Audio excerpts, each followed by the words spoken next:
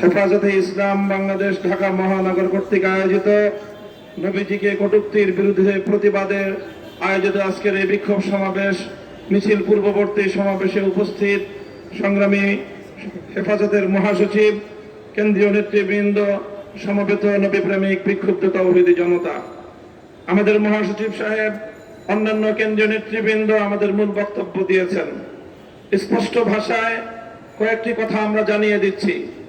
রামগিরি মহারাজ, নীতিশ নারায়ণ সহ যারা আল্লাহ নবীর বিরুদ্ধে কটূক্তি করেছে এবং তাদের সমর্থন জুগিয়েছে, তাদের বিরুদ্ধে ভারত সরকার যদি কোনো পদক্ষেপ গ্রহণ না করে, আমাদের বাংলাদেশ সরকারের প্রতি আমাদের সুস্পষ্ট দাবি থাকবে, ভারতীয় রাষ্ট্রদূতকে তলব করে তাকে স্পষ্ট প্রতিবাদ জানাতে, এরপরেও যদি কাজ না হয় প্রয়োজনে রাষ্ট্রদূতকে বহিষ্কার করতে, তারপরেও যদি কাজ না হয় প্রয়োজনে ভারতের সঙ্গে আমাদের কূটনৈতিক সম্পর্ক ছিন্ন করার আমরা আহ্বান জানাবো।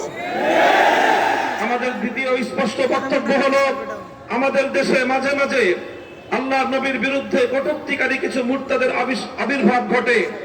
আমরা স্পষ্ট ভাষায় আমাদের অবস্থান ব্যক্ত করছি। আল্লাহ নবীর ইজ্জতের প্রশ্নে আমরা কোনো বিষয়ে ছাড় দিতে আপোষ করতে প্রস্তুত নাই।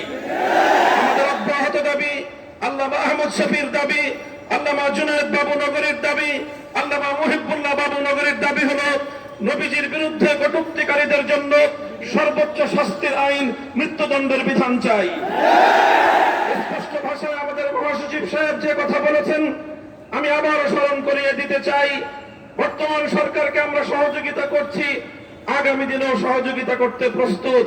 কিন্তু ইসলামের বিরুদ্ধে, আল্লাহ নবীর ইজ্জতের বিরুদ্ধে যদি সরকার বুঝে বা না বুঝে কোনো পদক্ষেপ নেয়, আমরা সতর্ক করব। সতর্কের পর যদি তারা সতর্ক না হয়, আমরা আমাদের কঠোর পদক্ষেপ নিতে বাধ্য হব। আল্লাহর নবীর হাদিসকে অস্বীকার করা এটা নবীজিকে অবমাননার নামান্তর। কাজে শিক্ষা সিলেবাস প্রণয়ন কমিটিতে আল্লাহ নবীর হাদিসকে অস্বীকারী দুষ্কৃতিকারীকে ইসলামী স্কলার হিসেবে দেখিয়ে জনগণকে ধোঁকাবাজি, ভাওতাবাজি করার যে তৎপরতা শিক্ষা মন্ত্রণালয় থেকে করা হচ্ছে, আমরা তার তীব্র নিন্দা জানাই।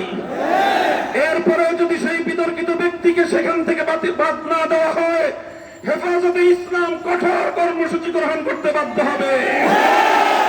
সংগ্রামী সাথী ও বন্ধুগণ, আমরা এখন আজকের এই বিক্ষোভ সমাবেশ পরবর্তী মিছিলের কর্মসূচিতে অংশগ্রহণ করব।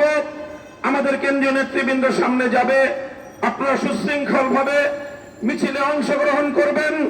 আমাদের মিছিল পল্টন মোড় হয়ে নাইটিঙ্গেল মোড়ে গিয়ে দোয়ার মাধ্যমে সমাপ্ত হবে ইনশাআল্লাহ।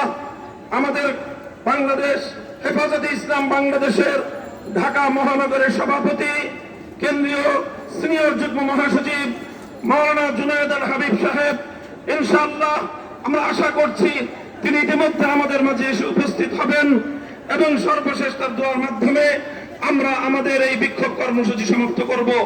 সকলকে শান্তিপূর্ণভাবে উদাত্ত আহ্বান জানিয়ে বক্তব্য শেষ করব।